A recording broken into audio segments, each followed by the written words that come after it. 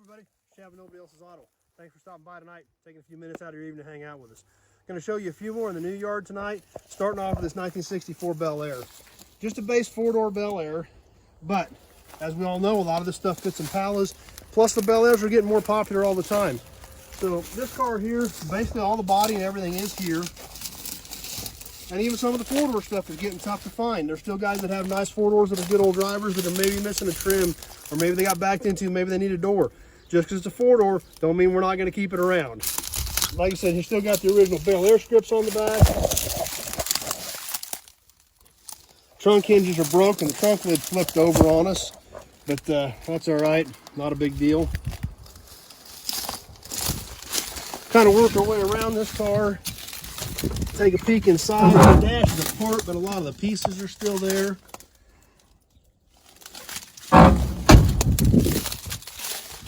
Come on back around the front. Grill's kind of bunged up, but you know, hood doesn't look too bad. Fenders don't look terrible. This one's banged up a little bit in the front. You come down this side of the car, same thing. Even though it's a four-door, the car's pretty straight. Doesn't have an excessive amount of rust in it. Definitely pieces there somebody may need. So there's the 64 Bel Air we've got for tonight. If you caught our last video, you saw a 59 Ford pickup hood, and I promised you we were going to bring you the rest of that truck. Well, here it kind of is. The whole truck was basically taken apart. However, it was a short bed. And here's the fleet side short bed for this 59. Pretty decent bed. Dings and dents, things like that, but it's not real rusty. The inside of the bed still looks pretty clean. We can get a little better look at it from this side. It's got some surface rust on the bottom, but a pretty decent short box bed for one of these 57 to 60 Air Ford trucks. Here's the cab. The doors are gone. However, this was a custom cab pickup. We can see we've still got some of the trim on it here. We'll take a peek inside. We've got the chrome dash bezel. And something that's definitely different that we don't see very often on these trucks. If we take a look right there in the middle, we see the factory radio. We'll see if we can get a better look at that from the other side when we get around there. This cab's been sitting here for a long time. It's got a little bit of rust in it, but overall it's still not terrible. It's still a fixable cab. We come over here, we've got the factory antenna for the radio.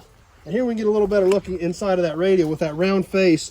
Definitely a very, very unique piece that was specific to these old Ford trucks.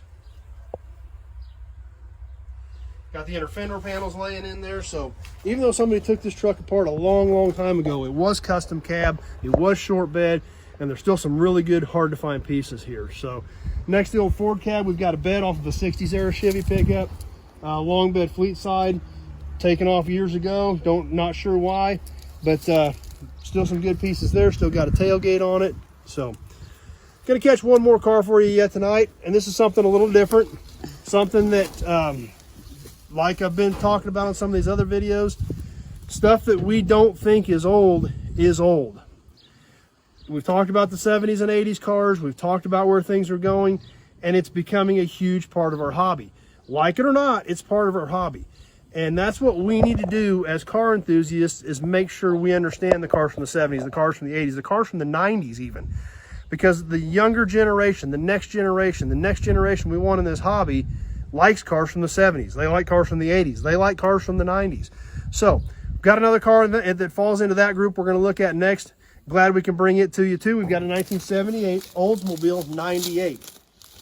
Once again, a car that has not been saved. People didn't keep them. They were used as demo cars, whatever. They were junk. Nobody saved any of them. Now they're tough to find. So I'm glad this one's in here, even though it is kind of rough. It's been bumped in the nose, but where do you find parts for 78 Olds 98? There's not a lot of them left. So this car here was wrecked in the front years ago.